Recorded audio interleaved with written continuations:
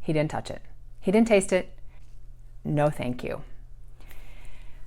If I, in that moment, had only been thinking about the way that I help him become a better taster, a healthier eater, a more conscientious or mindful eater, if I had only been thinking about measuring success towards that goal by the fact that he was willing to eat that eggplant in that moment, I would have considered myself having failed at that attempt. And honestly, when that happens over and over again, don't you want to just stop trying?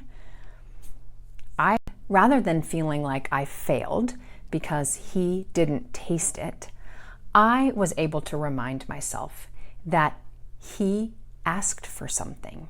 He saw something that interested him and asked to bring it home. And he looked through books with me to figure out what we could do to try to make it. And even though he didn't eat it, he did all of those other things. And all of those other things are actually small wins.